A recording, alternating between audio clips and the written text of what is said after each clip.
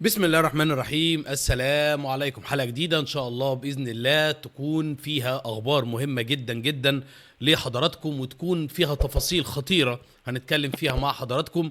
ولكن خلوني في البداية اسلم على حضراتكم واذكركم باللايك والشير والاشتراك في القناة وتفعيل زر الجرس على الكل. ولا تنسوا اسطورة نادي الزمالك كابتن محمد صبري من الدعاء، والدعاء لكل موتانا جميعا ان شاء الله بإذن الله تعالى. يمكن هبدأ ببعض من المواضيع الهامة، هنخليها في الأول كده مش هنأخرها كالعادة.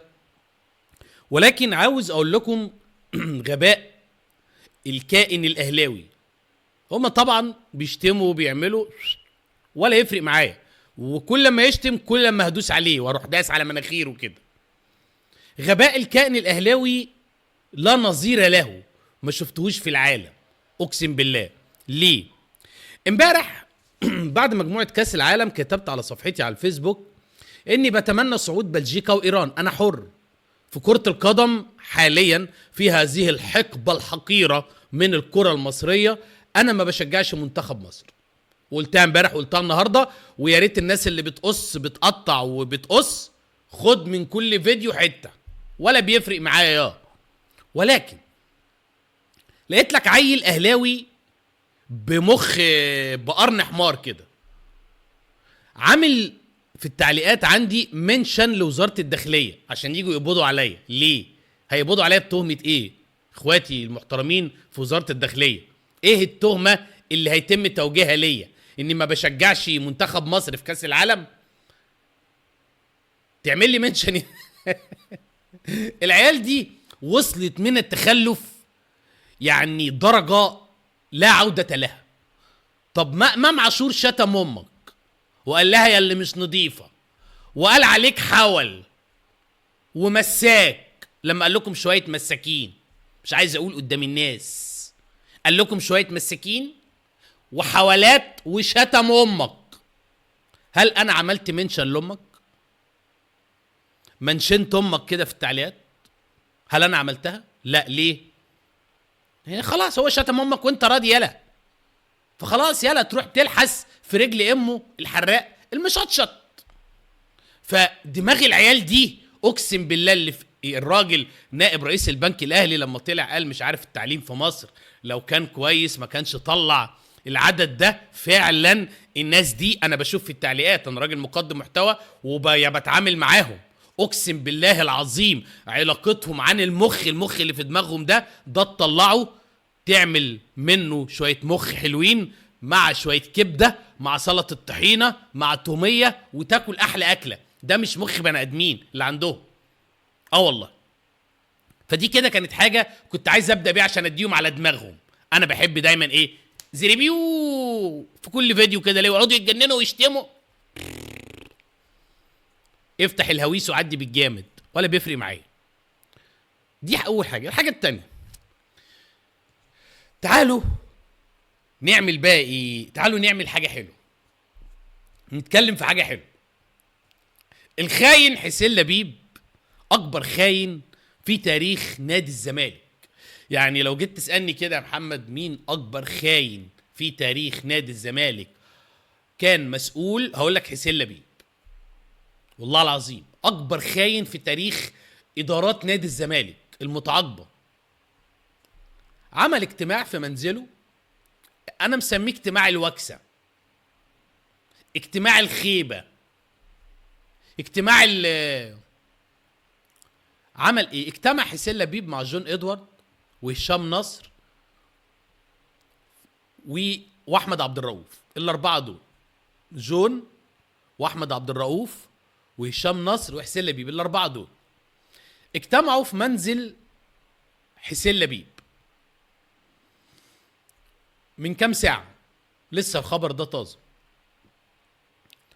وتم الاستماع لخطة بقى جون ادوارد انا، وتم عتاب انا معيش فلوس اشتغل بيها وانتم مكتفيني، وكنت جاي في الاول موضوع الارض اتسحبت فاحنا ما كناش متفقين على كده. فيرد حسين لبيب واحنا برضو ما كناش نعرف ان الارض هتنسحب، وكأن نادي الزمالك هو قطعة الارض.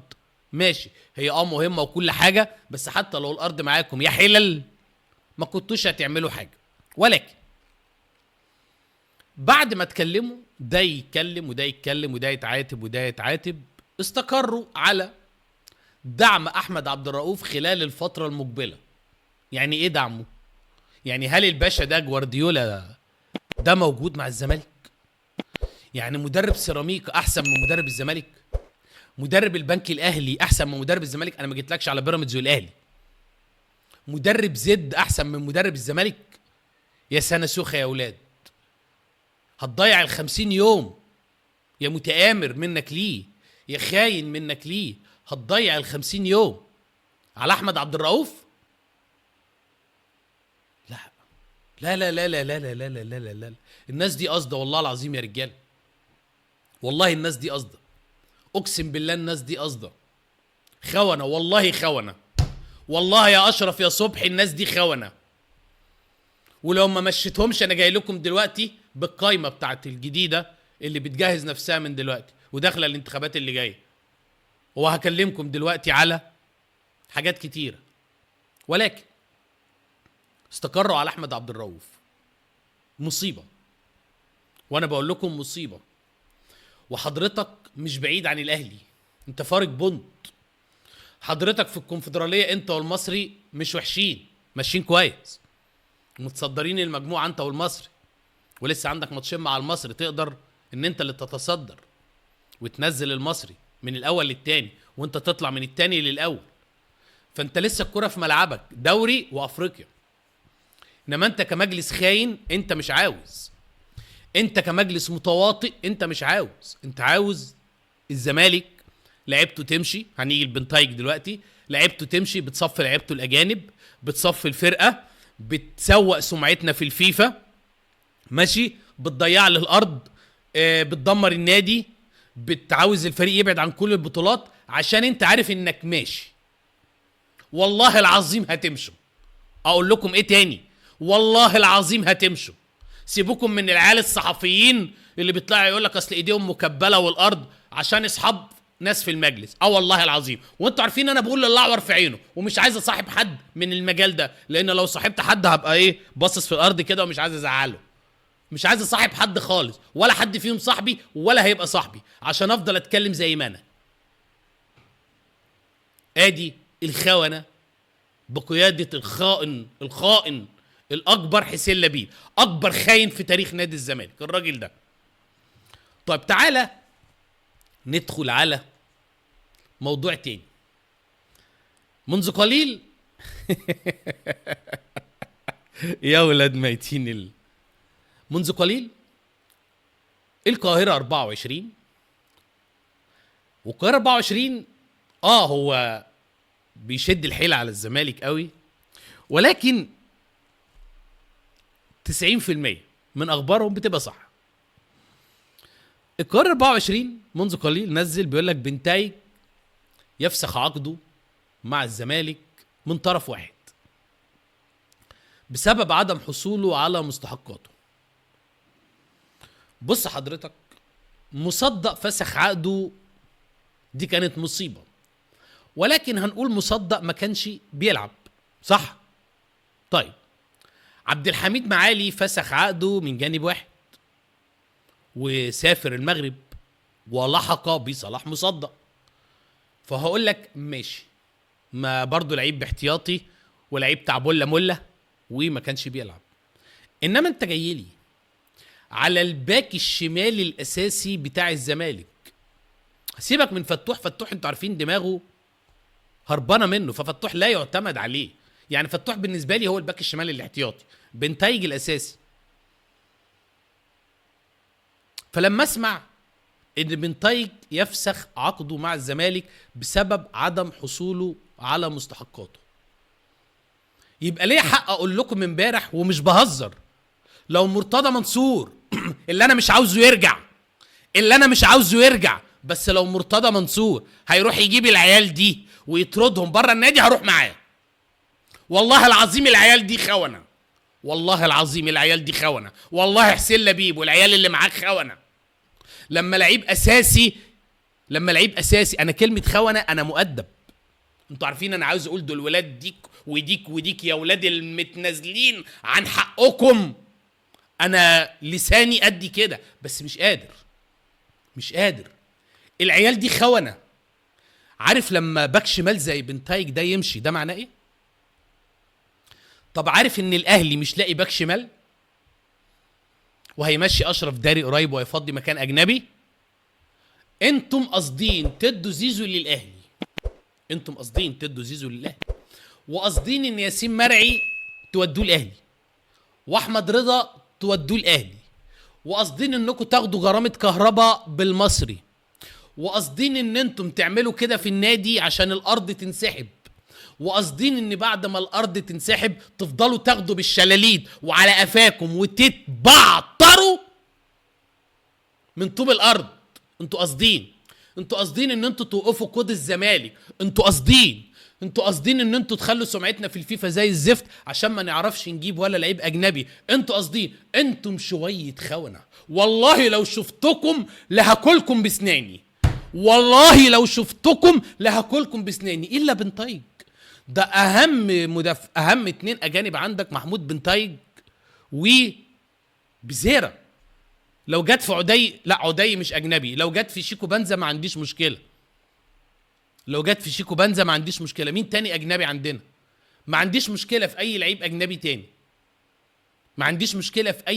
اجنبي تاني. انما انت جايبها لي في الباك الشمال الاساسي، جايبها لي في بنتايج اللي وليد الركراكي حاطط عينه عليه في كل اختيارات بيتابعه، رايح تدي لي الاهلي يا فاسد يا حسين يا لبيب انت وعصابتك، رايح تدي لي الاهلي مجانا زي ما خدوا زيزو مجانا، رايح تسيب باك شمال من اهم الباكات الشمال اللي جم في الزمالك، رايح تديهولهم على طبق من فضة. هقول لكم على حاجة، ما تزعلوش من الاهلي. شوف انا لسه شاتم العيال السفلة اللي هم اللي بيشتموا في التعليقات عندهم، بس انا بقول لكم ما تزعلوش من الاهلي، والله ما تزعلوا من الاهلي. تعظيم سلام يا خطيب، انت مش غلطان. هو احنا يا خطيب لو كنا بعنا زيزو انت كنت خدته؟ هو احنا يا خطيب لو كنا ما بعناش امام عاشور انت كنت خدته؟ هو احنا يا خطيب لو كنا جبنا بن شرقي مكان مشالاك انت كنت خدته؟ لو كنا حافظنا على ياسين مرعي واسامه فيصل واحمد عيد هو ده كان بقى حالنا؟ لو كنا جبنا احمد رضا الناشئ بتاعنا ما كناش مشيناه، والحارس بتاع المصري ما كناش مشيناه، هو كان ده بقى حالنا؟ والله العظيم محمود الخطيب بريء. من شويه الخونه السفله دول اطردوا ميتين اهاليهم بره النادي. يا اعضاء الجمعيه العموميه يا سلبيين، يا اعضاء الجمعيه العموميه يا خونه، اعضاء الجمعيه العموميه في الزمالك خونه، اطردوا العيال دي بره، اطردوا المجلس ده بره، اطردوه بره. دول لازم يتمسكوا كده من حزام البنطلون من ورا وترميهم على محور 26 يوليو بره. اي عضو جمعيه عموميه يتساهل ان العيال دي ما تطردش بره يبقى خاين، يبقى عضو جمعيه عموميه خاين. عندكم جمعيه عموميه قريب طلعوا ميتين اهاليهم، دول خونه والله خونه. مش عايزين يطلعوا يتكلموا على الارض. مرتضى منصور طالع بيتكلم على الانتخابات وعلى الانتخابات حصل فيها ايه، والانتخابات مش عارف كان فيها ايه، والحقنا يا سياده الريس اصل كان في شبهه في الانتخابات ايه. مرتضى منصور طالع بيتكلم عادي، ما حدش سكت له بقه. انتم اللي خونه مش قادرين تتكلموا، انتم اللي خونه. اللعيبه بتمشي ببلاش، بتمشوا العمود الرئيسي والعمود الفقري بتاع الفرقه بتمشوه ببلاش يا شويه خونه، يا انجاس. انتم شويه انجاس نجستوا النادي ده، والله العظيم انتوا نجستوا النادي ده. انا نفوخي بنتايج بالسهوله دي يفسخ عقده عشان 20 30 40 50 الف دولار يفسخ عقده. طب مصدق وقلنا ماشي مش عاوزين، رغم انه مصدق لعيب عالي قوي، وانتوا عارفين رايي في لعيبه الكوره. كلمتكم على زيزو، دلوقتي بقى زيزو بالونه. قلت لكم بن شرقي لعيب كبير ما صدقتونيش. حتى تريزيجيه في الاهلي قلت لكم تريزيجيه كاسحه الغام، وجمهور الاهلي كان بيشتمه. هو تريزيجيه اللي بيكسب الاهلي الماتشات الصعبه دلوقتي. فانا كلمتكم على مصدق، قلت لكم لعيب كبير، قلت لكم عواد اهم من صبحي، ما صدقتونيش. مصدق لعيب كبير، بس قلنا ماشي. معالي مش فارق معايا، انما بنتايج يا خونه، بنتايج اللي لسه ما دفعناش يعني القسط الثاني لنادي سانت تيان، يعني هندفع الفلوس لسانت تيان على لعيب مش موجود عندنا. يا اخي احيه، يا اخي احيه. عارف يعني ايه بنتايج فسخ عقده ولا مش عارف؟ يعني بعت انذار، والانذار محدش رد عليه اكتر من اسبوعين. حلو. واللعيب صبر على النادي، والخاين حسين لبيب هو والاقرع هشام نصر مش هنا. قصدين عشان كده بقول لكم اي كلب يطلع يدافع عن العيال دي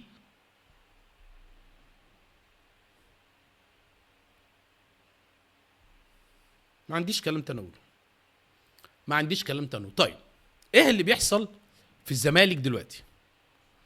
ايه اللي بيحصل في الزمالك دلوقتي؟ طيب اللي بيحصل في الزمالك دلوقتي، لعلمك كده بقوا 3 لعيبه مغاربه بيفسخوا عقدهم ورا بعض، متفقين، مصدق، معالي، بنتايج.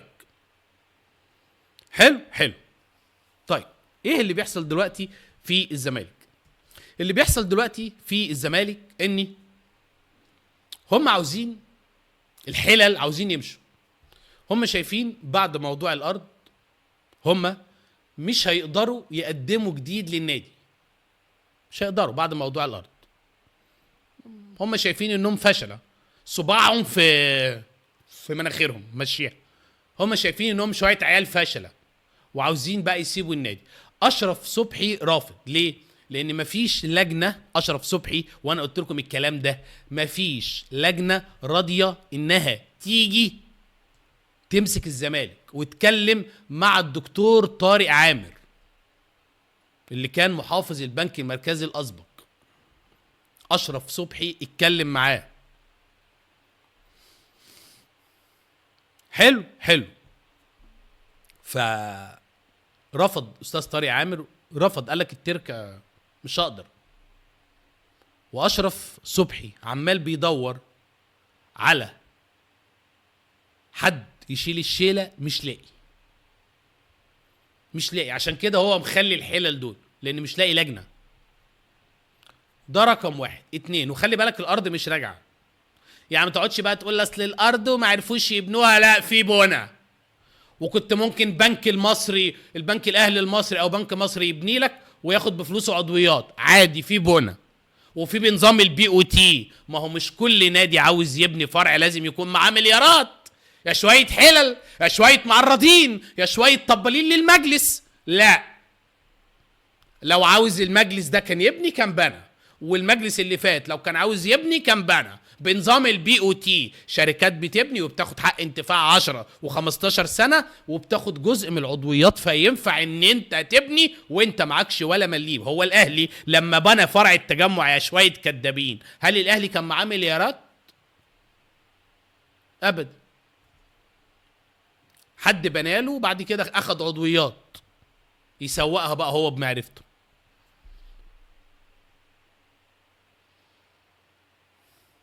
فكنت ممكن تبني. وقلت لك امبارح لو عملت ملعبين هيكلفوك كام؟ 5-6 مليون. ملعبين كوره وملعب يد وملعب باسكت وطايره، والفرقه تروح تتدرب هناك وتعمل سور.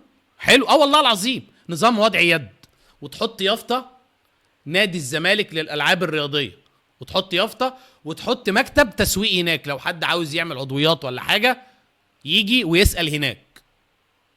بقى نادي والله، بقى فرع، وما في حد كان هيقدر يسحبه منك. اصلي لازم مليارات. مفيش كل الكذب ده وكل الهجص ده، مفيش لازم مليارات. اعمل 4-5 ملاعب هيكلفوك 10 مليون، وبعد كده تبقى تفكر بقى في الجزء الاستثماري. اهم حاجه الارض ما تتسحبش منك يا خاين، يا متواطئ، يا اللي رحتوا جاملتوا. ده انا هطلع والله لا هقلعكم البناطيل. رحتوا جاملتوا رجل الاعمال، بعتوا له، ها، وهو اللي بيبني والارض ما اتضربش فيها مفك. يا خونه، يا اللي الفلوس اتحطت في حساب زد اس سي زمالك سبورتس كامباني عشان تضحكوا على الناس وتبقى زمالك سبورتس كلاب، قال يعني دي كامباني يا ولاد الكامباني. كل اللعيبه من الزمالك بتمشي بالشكل ده، فسخ عقد بيمشي، فسخ، بيفضوا الفرقه، بيفضوا الفرقه الخاين الاكبر حسين لبيب بيفضي الفرقه. طيب تعالى ندخل على حاجه مهمه.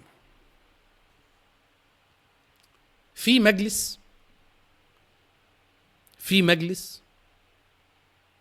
بيتم تشكيله الان.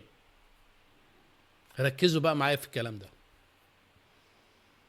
في مجلس بيتم تشكيله الان في السر، وانا مش لما اعرف معلومه، مع احترامي للناس المصادر، انا والله العظيم مصدع وتعبان، دمي فاير، يعني دمي وانا بتكلم معاكم، عارف دمي عمال يخبط في نافوخي كده، والله ربنا يستر عليا. في مجلس بيتم تشكيله في السر. عمرو الجنايني رئيس، هاني العتال نائب، اعضاء مجلس الاداره احمد حسام ميدو، حازم امام، واحمد عبد الله اللي كان بيلعب في الزمالك، هو طبيب، الدكتور احمد عبد الله، ده 3، خالد رفعت اللي كان موجود في التسويق 4، وايمن يونس.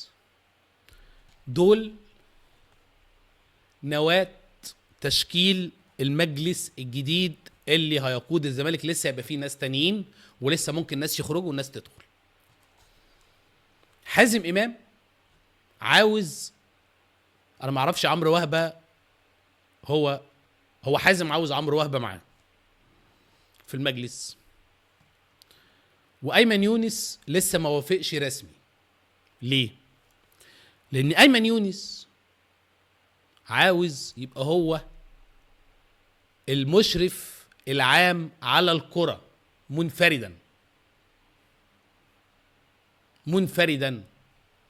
وطبعا في ميدو وحازم امام، لا ميدو هيسمح ولا حازم امام هيرضى، ولكن ايمن يونس عاوز القرار منفرد، او مش منفرد، يبقى هو رئيس مثلا لجنه الكوره مثلا، يبقى ايمن يونس يبقى هو رئيسها، ومعاه عضويه حازم امام وميدو.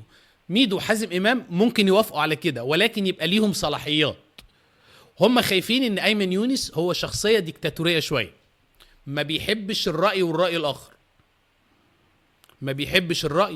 الاخر، ولكن هم لو لقوا ان هيبقى فيه ليهم راي هيوافقوا ان ايمن يونس يكون المشرف العام على الكره وعضو مجلس الاداره. وده شرط ايمن يونس عشان يدخل لجنه الكوره.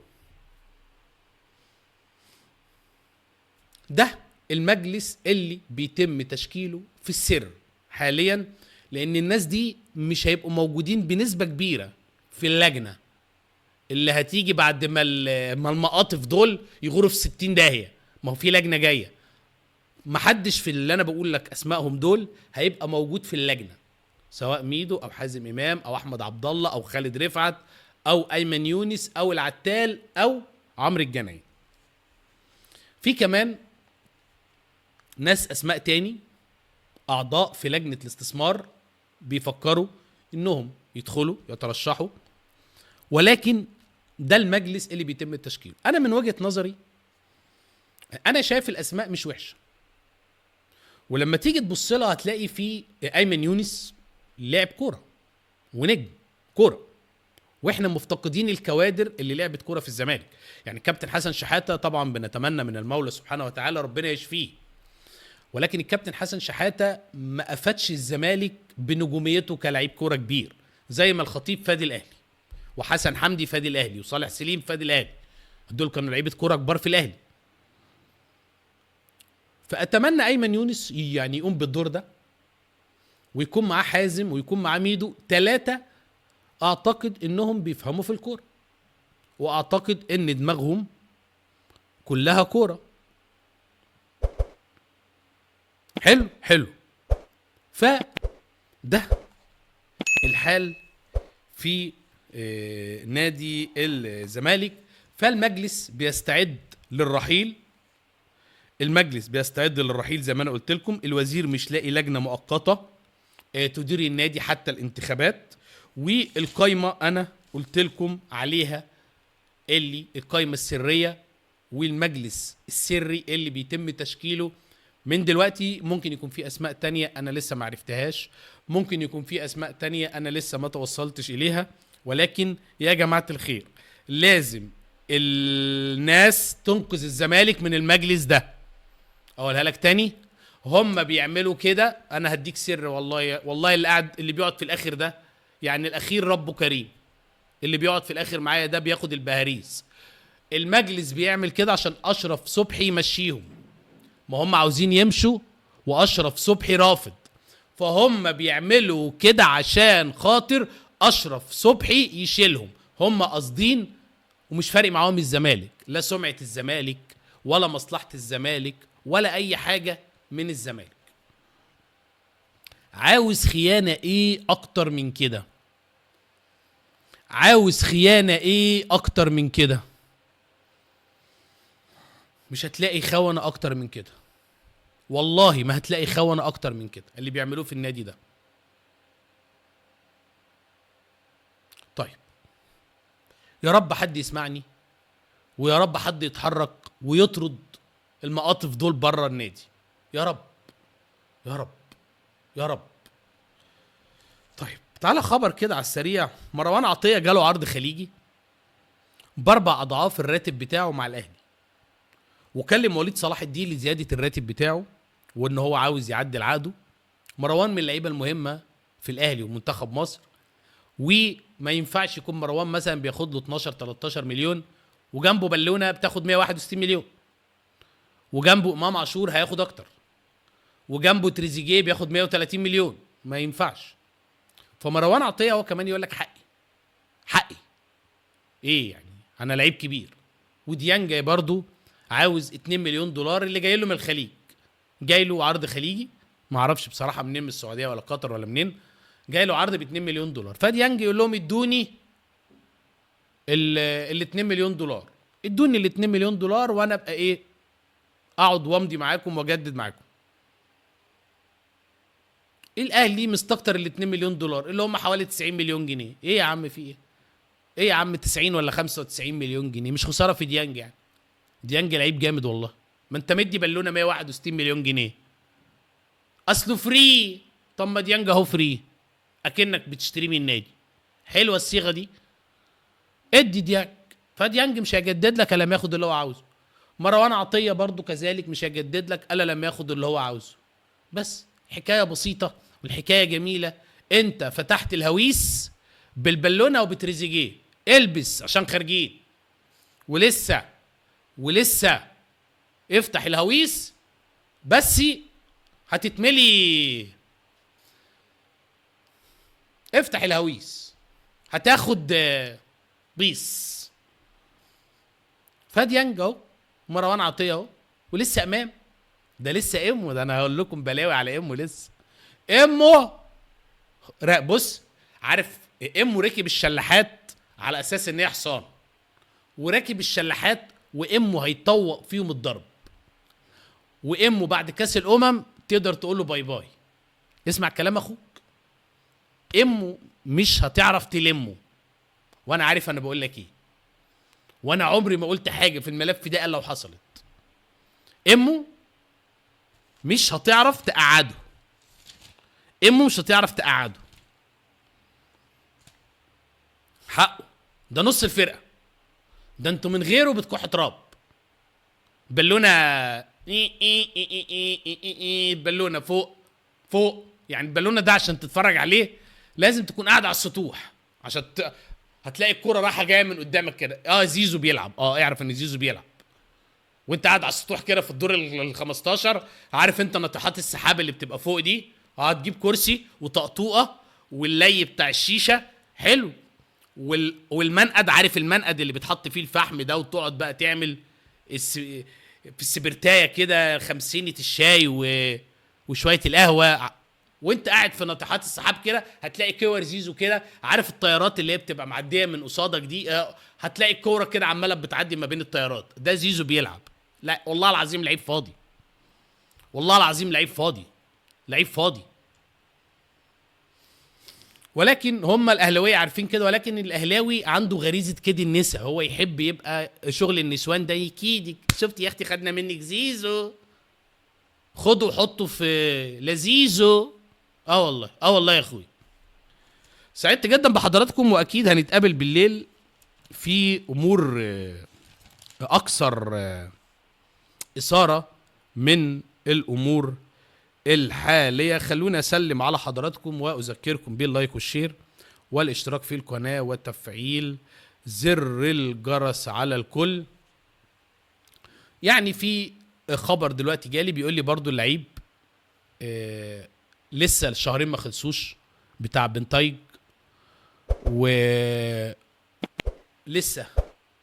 المفروض ما يفسخش عقده دلوقتي، والمده القانونيه لسه ما خلصتش، واللعيب بيقول لك المده القانونيه خلصت. انا مش زعلان من بنتايج، واي لعيب يمشي من الخرابه دي ومن الزريبه دي اقسم بالله العظيم مع حق، اقسم بالله مع حق. سعدت جدا بيكم، واشوف حضراتكم على خير ان شاء الله باذن الله، والسلام عليكم وعلى الف سلامه.